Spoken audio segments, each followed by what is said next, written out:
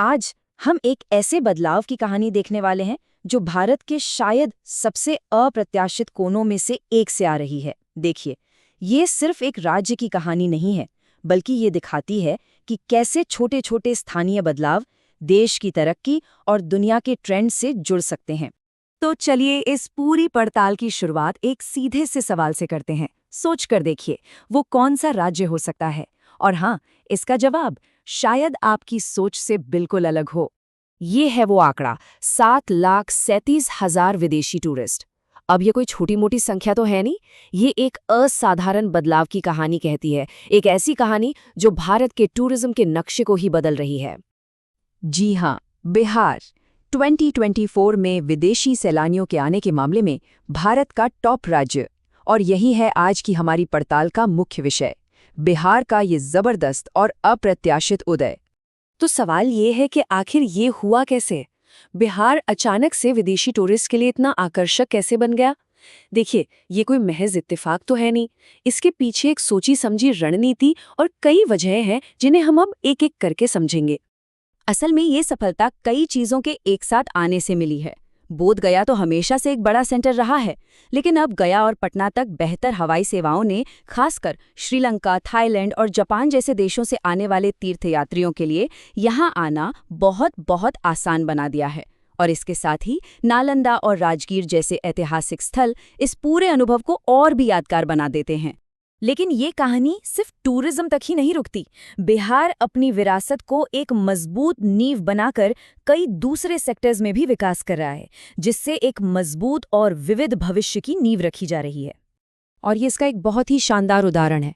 देखिए, Kaimur wild life sanctuary को tiger reserve का दर्जा देना ये सिर्फ बाघों को बचाने के लिए ही नहीं है, बल्कि इस इलाके की जो हजारों साल पुरानी सांस्कृतिक विरासत है ना, गुफाओं में बनी वो पेंटिंग्स, उसे बचाने के लिए भी एक बहुत बड़ा कदम है।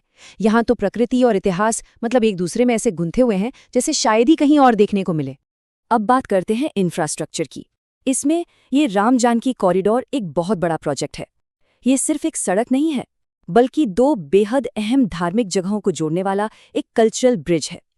ये कॉरिडोर बिहार के कई जिलों से होकर गुजरेगा, जिससे जाहिर है धार्मिक पर्यटन को जबरदस्त बढ़ावा मिलेगा। और हाँ, विकास की ये लहर सिर्फ बड़े प्रोजेक्ट्स तक ही सीमित नहीं है। खड़गपुर झील जैसी जगहों पर बोटिंग जैसी छोटी छोटी पहल भी लोकल लेवल पर रोजगार पैदा करने और नए टूरिस्ट स्पॉट बनाने में बहुत अहम भूमिका निभा रही हैं। तो बिहार में हो रहे ये सारे स्थानीय प्रयास दरअसल एक बड़ी तस्वीर का हिस्सा हैं। राज्य का ये विकास भारत की मजबूत होती अर्थव्यवस्था के साथ कदम से कदम मिलाकर चल रहा है। पटना में बनने वाला पीएम एकता मॉल इसका एक बेहतरीन उदाहरण है। ये बस एक शॉपिंग सेंटर नहीं होगा, बल्कि ये एक जिला एक उत्पाद जैसी योजनाओं को जमीनी हकीकत में बदलेगा। सोचिए, ये स्थानीय कारीगरों को एक कितना बड़ा राष्ट्रीय बाजार देगा, जो मेक इन इंडिया की भावना को सीधे तौर पर और भी मजबूती देगा। और अगर हम नेशनल लेवल पे देखें तो आंकड़े काफी पॉजिटिव हैं। 8.2% की जीडीपी ग्रोथ और घटती बेरोजगारी दर एक ऐसा मजबूत आर्थिक माहौल बनाती है जिसमें बिहार जैसे राज्य तेजी से आगे बढ़ सकते हैं। सीधी सी बात है, जब देश की अर्थव्यवस्था तेजी से बढ़ती है तो राज्यों को भी आगे बढ़ने के लिए जरूरी संसाधन और मौके मिलते हैं। इसके साथ ही भारत ग्लोबल ट्रेड में भी अपनी पकड़ मजबूत कर रहा है। यूके, ईएफटे और ओमान के साथ हुए ये ट्रेड एग्रीमेंट्स दिखाते हैं कि भारत की इकोनॉमी दुनिया के साथ और भी गहराई से जुड़ रही है। इससे फ्यूचर में बिहार जैसे राज्यों के प्रोडक्ट्स के लिए भी नए इंटरनेशनल दरवाजे खुल सकते हैं। तो हमने देखा कि कैसे बिहार बदल रहा है और भारत की अर्थव्यवस्था आगे बढ़ रही है, लेकिन कोई भी डेवलपमेंट अलग थलग नहीं होता। चलिए अब जरा देखते हैं कि जब भारत में ये सब हो रहा है तो ग्लोबल स्टेज पर और साइंस की दुनिया में कौन सी बड़ी हलचलें हो रही हैं।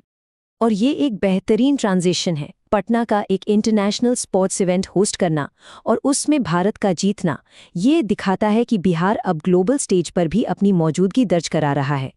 जियोपॉलिटिक्स के मोर्चे पर देखें तो क्वाड देशों की चीन में ये बैठक एक बड़ा रणनीतिक संकेत देती है। ये दिखाता है कि कैसे इंडो पैसिफिक क्षेत्र में सहयोग बढ़ रहा है और बड़ी वैश्विक शक्तियां एक दूसरे से बातचीत के नए तरीके खोज रही हैं। वहीं साइंस की फील्ड में भी भारत से एक बड़ी खबर है। कोलकाता के साइंटिस्ट्स का बनाया ये पैथोजेनी सॉफ्टवेयर दवा खोजने की प्रक्रिया को क्रांतिकारी रूप से तेज कर सकता है। इसका सीधा मतलब ये है कि भविष्य में नई, जिंदगी बचाने वाली दवाएं हम तक ज्यादा जल्दी पहुंच सकती हैं और इसका असर जाहिर है पूरी दुनिया पर पड़ेगा। और दुनिया में हो रहे बदलावों की बात करें तो डेनमार्क का अपनी 400 साल पुरानी नेशनल पोस्टल सर्विस को बंद करने का फैसला एक तरह से युग के अंत का प्रतीक है। ये हमें दिखाता है कि टेक्नोलॉजी हमारे कम्युनिकेशन के तरीकों को कितनी तेजी से और कितनी गहराई से बदल रही है। तो सबसे ज़रूरी बात यह है कि बिहार की कहानी ये साबित करती है कि सही रणनीति और निवेश से कोई भी क्षेत्र अपनी तकदीर बदल सकता है।